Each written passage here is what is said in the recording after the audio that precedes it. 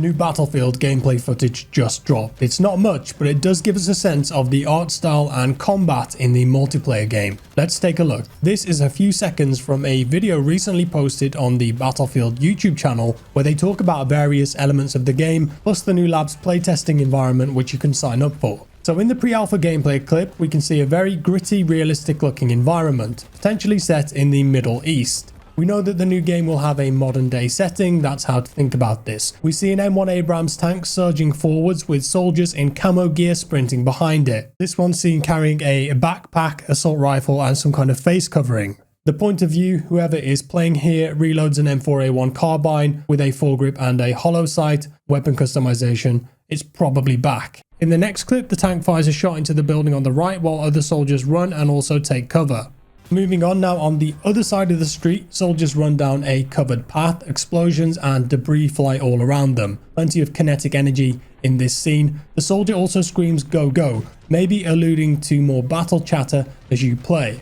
A squad of soldiers then run down the center of the street towards a wrecked bus and past burning tank traps. Some kind of grenade or rocket explodes near them, sending a shockwave of shrapnel and smoke through the air. The facade of a building then crumbles down to the ground, creating sparks and smoke as it goes, and in the final clip, a player runs up, fires an RPG at a building, causing the whole frontage of it to burst and begin to crumble in devastating fashion. One of the soldiers the player runs past here also features some kind of ghillie helmet or netting on their helmet for camouflage. This could be a recon character, as we know that classes are returning for the new game. And that's about it. In total, around 8 to 10 seconds of gameplay. The music is from Battlefield 3, the main theme as far as I can tell. And after seeing this clip, that's the vibe that I got in general. Almost an updated version of Battlefield 3, bringing it to modern standards of graphics and audio. There's clearly an emphasis on violent explosive combat. The destruction here looked very detailed too, and maybe rubble drops are back based on that clip where you can fire a rocket at a wall and then damage players underneath that the rubble might fall onto. An observation I made here is that it looks like they've got rid of tactical sprint, as no one in the whole video does that thing where they hold their gun up and starts moving at maximum pace, so perhaps it'll be just sprint for this game. The animations certainly look and feel a bit weightier and grounded too. Before we get onto Battlefield Labs, there were a few more snippets of gameplay and assets in the background throughout the video, but it's mostly blurred or on screens in the background, so it's hard to make out. However, we did see work in progress destruction. We saw some soldier models with goggles. You do hear more Battlefield 3 style callouts from soldiers, shouting, swearing, etc. There's a model of a Black Hawk too. We did see this in a previous concept art, so these could be returning as transport vehicles.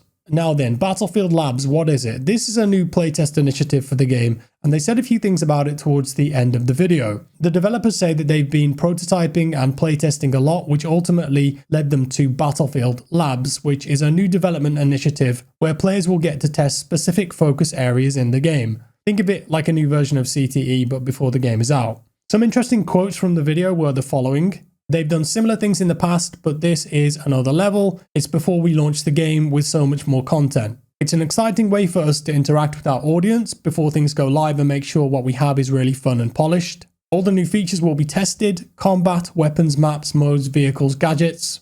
We can try different things, but also validate what players are expecting for Battlefield. The feedback is crucial in helping knowing what to prioritize, what needs improvement, what feels like a true Battlefield experience. And finally, the game is pre-alpha right now, so they feel now is the right time to test all of the experiences they're building for upcoming launch and beyond. At the end of this section in the video, they said that if you want to learn more, you can join their Discord and there's a sign-up link. So, what are the implications here? I think the first thing worth noting is that the game is still pre-alpha right now. It doesn't have an official title yet. You can't pre-order it, you can't buy it. It doesn't even have a release date. So, perhaps late this year for full release, perhaps even next year, we don't know yet. This also potentially signals a change of behaviour if they're being true to their words. Mass testing online with players this early on in development and before launch has not been done before for Battlefield to my knowledge. We all know how bad the launch of Battlefield 5 and Battlefield 2042 went. Many technical issues and design choices that did not deliver for fans. Battlefield 2042 suffered greatly from this. For me personally, I first played BF 2042 in the technical playtest, which was mid-August in 2021. That was just on the orbital map with grey textures, 4 characters, a few weapons and vehicles. I think I lasted about 45 minutes. The next time I played was the beta in October 2021 with everyone else, and we were told that it was a 3-month-old version of the game. The game then released a month later in November 2021, and the glaring issues were still present, but they still went ahead with the launch. For the new title, bringing many players in this early could help in a lot of different ways. It will definitely help in terms of identifying technical problems, map glitches, balance, anti-cheat, expectations, etc. But as far as game design goes, I suppose it depends on how willing Battlefield are to address crucial feedback and make changes.